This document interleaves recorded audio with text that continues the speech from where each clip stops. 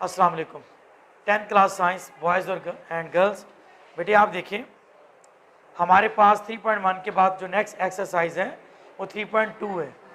ये जो क्वेश्चन आपके पास है उर्दू मीडियम के लिए, आप लोगों ने तगैर रास्त और बेटे तगैर माकूस, ये दो चीज़ों के बारे में 7th क्लास में बड़ी अच्छी डिटेल से पढ़ा।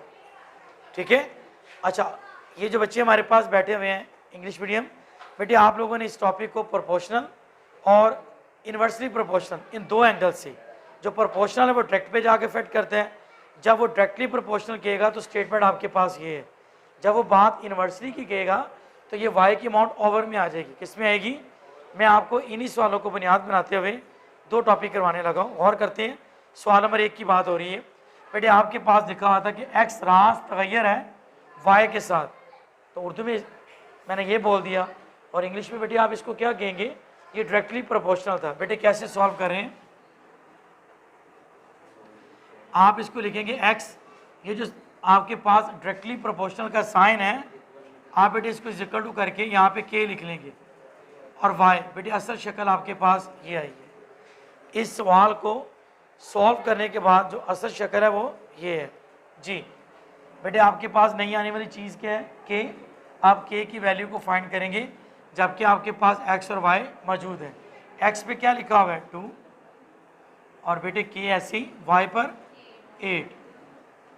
चलें 8 यहाँ पे के के साथ क्या हो रहा है? मल्टीप्लाई। जो चीज़ मल्टीप्लाई हो रही है दूसरी तरफ जाके क्या होगी? डिवाइड। बेटे 2 1 जा 2 और 2 4 जा 8। हमारे पास के का आंसर क्या आ गया? 1/4। उसकी रिक्वायरमेंट ये नहीं थी, उसने आपसे टॉपिक में 3 चीज़ें मांगी हैं। देखिए पहला रिलेशन आपसे कह रहा वाई को फाइंड करे कब? एक्स की वैल्यू में, मतलब कि आपने एक्स को सपोर्ट करते हुए वाई की वैल्यू को फाइंड करना है। और देखते क्या कहना चाह रहा था वो। सवाल की नौयत तो ये है, रिलेशन मेरे पास ये था, मुझे वाई चाहिए, के वाई के साथ क्या हो रहा है? मल्टीप्लाई। बेटे दूसरी साइड पे जाके क्या होगा? डिवाइड। शाबाश, आप पहले ही रिलेशन बना लें। ये ले, ये फर्स्ट वैल्यू को आप फाइंड करें। बेटे आपके पास एक्स का आंसर क्या है? 2 और के का आंसर अभी आपने निकाला है। शाबाश, बेटे आप इसको ऐसे ही लिखें, ओवर के नीचे फिर ओवर आए तो मैथ का रूल चेंज है, ये जो चीज़ डिवाइड हो रही है ऊपर जाके क्या होगी? मल्टीप्लाई। मतलब ये 2/1 रह जाएगा और मल्टीप्लाई में बेटे क्या आ गया? 4। तो ये आपके पास क्या आ गया? 8। क्या आया? लेकिन आप रिलेशन में देखिए फाइंड किसको करना चाह रहे थे? आपने यहाँ पे जो रिलेशन क्रिएट करना था दोनों के वैल्यू को रखा, लेकिन ताल्लुक में क्या है? सॉरी, एक्स को सॉल्व नहीं करना था, एक्स को सॉल्व नहीं करना था, वो एक्स ही तो फाइंड करवाना चाह रहा था कि वाई रिलेशन में एक्स, ये एक्स आपके पास रहेगा। ठीक है, तो आपका पहला जो आंसर आया वो क्या आ गया? 4x। ठीक है, सेकंड टॉपिक में देखिए यहाँ पे सामने आ जाते हैं जी। अब आपने किसको फाइंड करना है? फिर अगेन y को, बट अब आपको x की वैल्यू दे रहे हैं। क्या वैल्यू दी है बेटे? x = 5। तो बेटे फाइंड किसको करना है? y को। तो वेयर इज y? आप रिलेशन यहाँ से निकाल चुके हैं। ठीक है, निकाला हुआ है। वैसे मेन इफेक्ट तो यही है ना हमारे पास, लेकिन मैंने आपको यहाँ पे शक्ल बना के दे दी है। आप इसी y को साइड पे करें और जहाँ पे x है बेटे वहाँ पे 5 और k का आंसर बेटे क्या आया था? 1/4। आप कर लें इसको भी, और मुझे और आपको पता है ये ऊपर जाके फिर क्या होगा? मल्टीप्लाई। तो 9 बेटे आपके पास आंसर क्या आ गया? 20। तो y = 20। एक बेटा पीछे आंसर चेक करता रहे जी। नेक्स्ट नंबर 3 जी जी। अब आपको क्या कर रहे हैं? y की वैल्यू गिवन कर रहे हैं जी 28। और फाइंड किसको करना आपने? x को। तीसरे में आसान है, आज ये तो मेन शक्ल है बनी हुई है। आप इसको ऐसे चूज करें और रिलेशन को दोबारा लिखिए, पुटिंग द वैल्यू। के का आंसर 1/4 था और वाई पे हमने क्या लिखा? 28। 4 1 जा 4 और 4 7 जा 28। 7 को 1 से मल्टीप्लाई किया तो, ठीक है बेटे। इस तरह हमने पहले सवाल को कंप्लीट किया, आसान था। सेकंड आप इंशाल्लाह कर लेंगे। इसके साथ मैं आपको थर्ड कराऊंगा, पर बट पहले आप पहले वाले को नोट कर लें। बेटे फर्स्ट कंप्लीट हुआ है, नेक्स्ट चलते हैं, देखते हैं कि क्वेश्चन नंबर 3 की स्टेटमेंट हमारे पास क्या है। अगर आप गौर करें तो तीसरे पे क्या लिखा हुआ है, यहाँ पे भी आपके पास डायरेक्ट रिलेशन है, यानी कि डायरेक्टली प्रोपोर्शनल है, और उर्दू मीडियम आपके लिए क्या है, रास तगैर का क्वेश्चन है जी। क्या कहते हैं, फिर आपसे कह रहा है कि इफ़ कह के और आर का रिलेशन ड्रा कर रहा है कि ये डायरेक्टली किसके है, टी के, कैपिटल टी यूज़ कर रहे हैं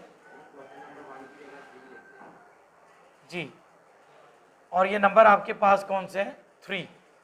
बेटे रिलेशन आपके पास आगे, और आपको जो वैल्यूज़ गिवन है देखिए उसमें क्या है, सबसे पहले आर की वैल्यू गिवन है, वो आपके पास 5 है। नेक्स्ट फिर आपके पास टी की वैल्यू गिवन है, वो 8 है, ठीक है। अच्छा, इसके बाद आपने टी को फाइंड करना है। किसको फाइंड करना है, जब आप टी फाइंड करना चाह रहे हैं, यानी मालूम करना चाह रहे हैं, तो उसके लिए उसने लास्ट में फिर आपको बेटे एक रिलेशन ड्रा करके दिया हुआ है। वो देखिए क्या है, टी भी मालूम करें आप, और टी के बाद आप एक ताल्लुक में आर को भी मालूम करें, ठीक है। और आर का मालूम करें जब आपको टी गिवन है वो 64 है। और फर्दर फिर आपसे क्या कह रहे हैं कि टी फिर मालूम करना है। बताता हूँ, ज़रा भी कंफ्यूज नहीं होना बेटे। और अब आपको यहाँ पे आर गिवन है, और वो आपके पास कितनी है, 20। चलें, सिर्फ लेंथी वाला क्वेश्चन दे के हमने घबराना नहीं, कोई बात नहीं। आर गिवन होगा तो टी फाइंड कर लेंगे, टी गिवन होगा तो आर फाइंड कर लेंगे। बस उसने सवाल को पार्ट्स बना के नहीं किया, जैसे पहले क्वेश्चन में 3 पार्ट्स बने हुए थे, वो यूं करता तो आपको आसान होता। अब एक लेंथी स्टेटमेंट है, आप देख के घबरा गए कि पता नहीं यार इसका क्या करना है। बेटे ऐसा कुछ भी नहीं। आते हैं टॉपिक पे। देखिए मेरे पास पहला रिलेशन क्या है, पहले तो मैं इसको सॉल्व करता हूँ। आर को फिनिश डायरेक्टली के साइन को फिनिश किया तो क्या आया, टी। ये मेन रिलेशन है, आ गया। अब नहीं आने वाली चीज़ आपके पास क्या है, के कांस्टेंट।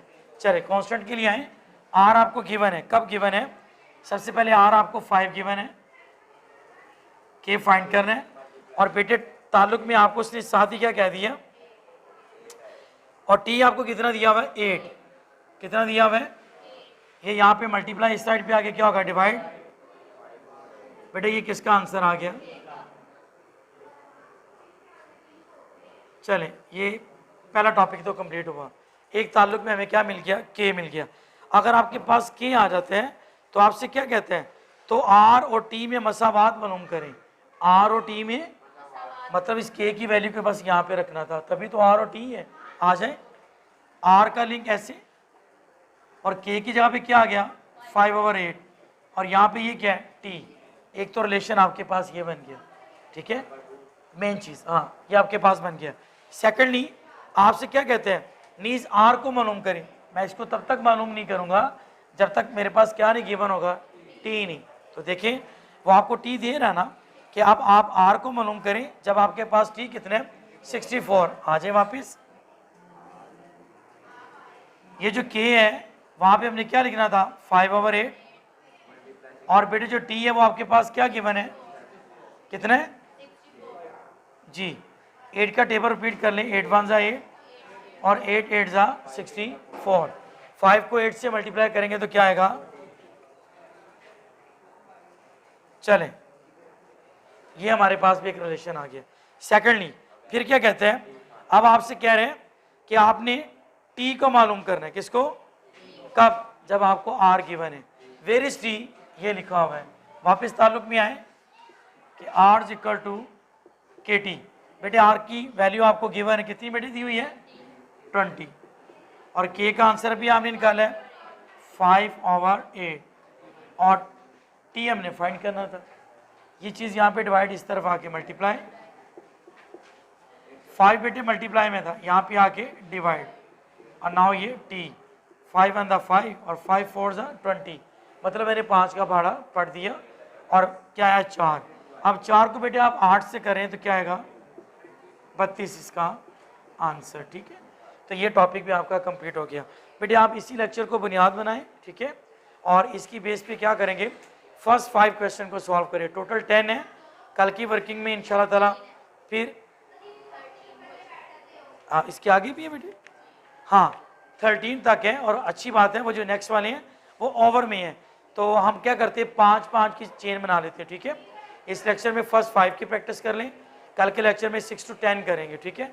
और उसके बाद लास्ट में 11 से 15, वहाँ 13 तक हम पहुँच जाएंगे और 3 सवाल आपके मैं एडजस्ट करवा दूंगा। नोट कर लें। अल्लाह हाफिज़।